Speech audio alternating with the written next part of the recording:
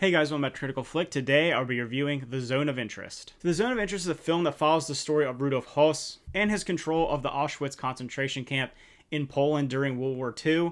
And I have to say, this may be one of the most striking and just powerful films I've seen without having to tell any kind of real narrative or have any real plot. The story is just having you as a passive observer watching the everyday occurrences of the atrocities, but keeping it behind the wall of the concentration camp and focusing on the homestead of this officer and kind of the indifference of the atrocities that are happening. And the use of sound design and just that constant, ever-present evil lurking in the background is just almost overwhelming at times while you're watching this film. I can see maybe a casual viewer checking into this movie and thinking that it's boring or that, they don't care because there's nothing really happening. You're just watching conversations. You're like a fly on the wall of just, like I said, these atrocities happening and seeing kind of the devolution of humanity and watching his wife even treat like the prisoners of the concentration camp like subhuman. And then you're seeing them wanting to stay there. They're in this horrible place. Obviously, this could be the heart of all evil. You're watching it and they want to stay there. They've created this little Eden, this family that's living just outside the walls of the concentration camp, seeing the smoke, hearing the screams, the gunshots, knowing what's happening, but they've created this little utopia for them. And that kind of stark juxtaposition of kind of this idyllic little life next to this monstrous industrial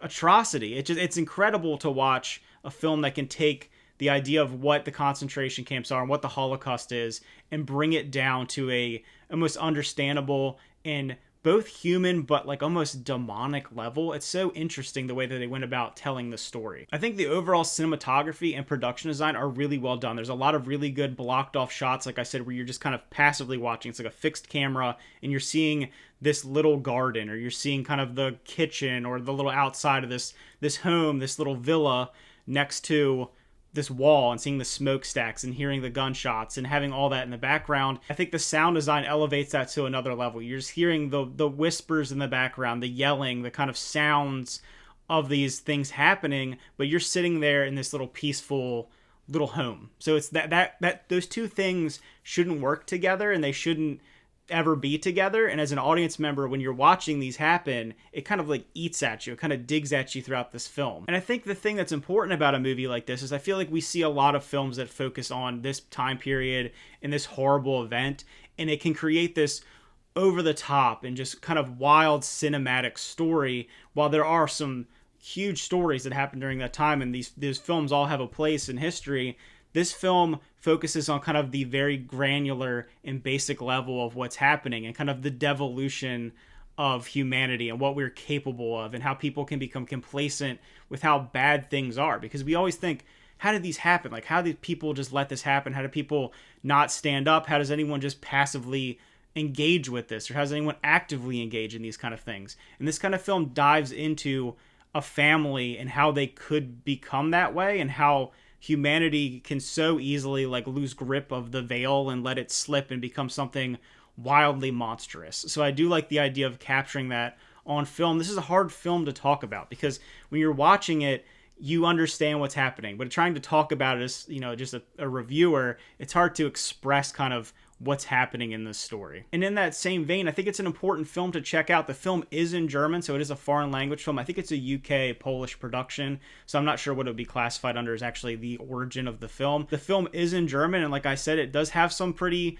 harsh dialogue as you're watching it. You're seeing these people very kind of casually talk about killing lots of people. They're talking about Cyclone B and talking about all these plans that they have, treating this thing as a business, treating it as an industry instead of organized killing, not talking about it like it's this hard to do thing, talking about it like it's just some casual flip it thing and they're just trying to run it efficiently. So that darkness is there. It's this very callous and cold darkness, not this over the top kind of performance. It's very, very calculated, and even that way I think is even scarier than seeing, a boogeyman or seeing, a slasher killer. Those things are something we can watch on screen and be like, oh, that's not real, that doesn't happen, that's kind of ridiculous. These are things that are lurking in the dark, but this is real. This is something that happened, and you're watching it play out, like I said, as this kind of fly on the wall, not as trying to tell any kind of interesting or compelling story, just trying to show you how these things happen and why we have to remember about what they were and how it took place. So if I were to rate The Zone of Interest, I think it is one of the best films I've seen this year. Like I said, it's an important film.